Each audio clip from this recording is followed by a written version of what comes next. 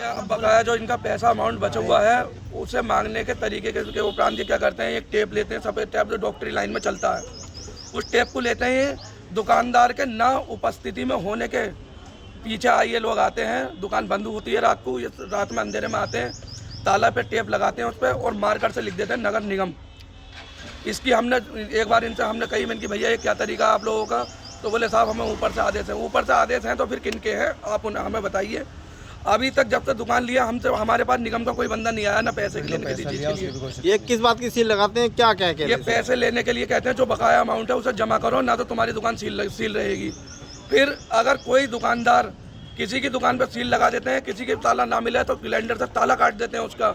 हमारे एक वेंडर हैं सौरभ गुप्ता, शॉप नंबर 13 उनकी दुकान है। अभी परसों विकास नाम के लड़के ने क्या करा, परसों तरसों ग्राइंडर लेकर आया बराबर वाली दुकान से, उन्होंने लाइट लेकर ग्राइंडर से ताला काट के अपना ताला डाल दिया। इस संबंध में नगर निगम अधिकारी से शिकायत करी तो कैसे पता चला? नगर निगम अधिकारी जी जो हमारे अजीत सर हैं, हम उनके पास गए थे, किसी कारणवश उनकी थोड़ी तबीयत डाउन हो गई, हमें पता चला, हमारी उनसे मुलाकात नहीं हो पाई। फिर अगले दिन जब हमने वहाँ जाने का फैसला लिया, उससे पहले नगर निगम का ये लड़का जो विकास ठाकुर है, यहाँ पर आकर 2-4 दुकानों को गोली मारने की धमकी दे चुका था। तो हम डर के कारण फिर हमने वहाँ न जाकर मैंने महोदय DGP सर से अपनी शिकायत दर्ज करी है व्हाट्सएप के द्वारा।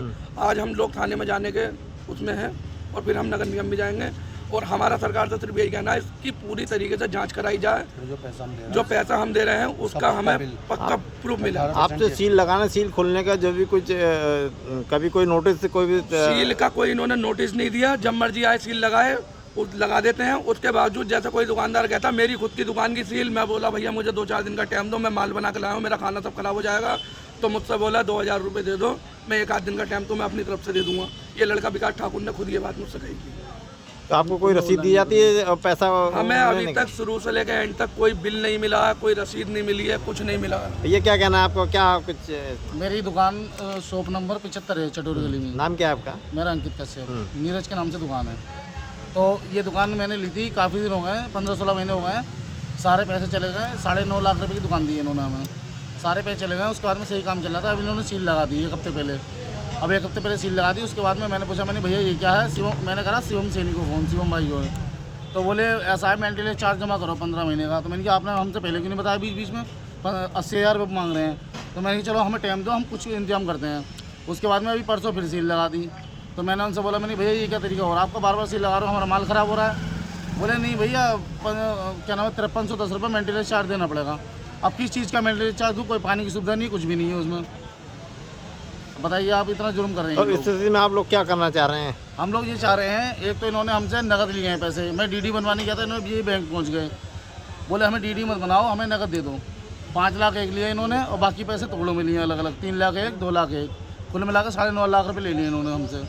अब उसके बाद में भी ये लोग बार बार सील लगा रहे हैं आके, और कोई प्रूफ नहीं दिया हमें अभी तक इन लोगों ने।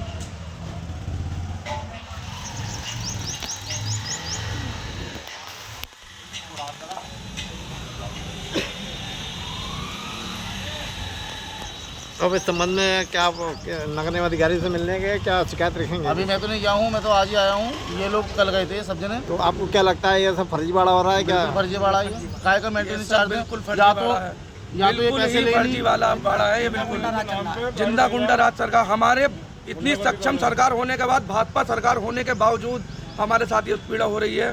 तो हम चाहते हैं, हमारे हाथ जोड़ कर गुजारिश है कि इसकी जांच कराई जाए।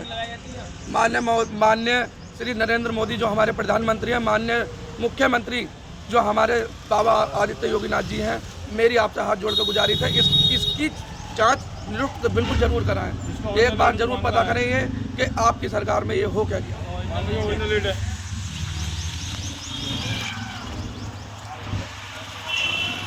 हमारी मांगे पूरी करो, हमारी मांगे पूरी करो।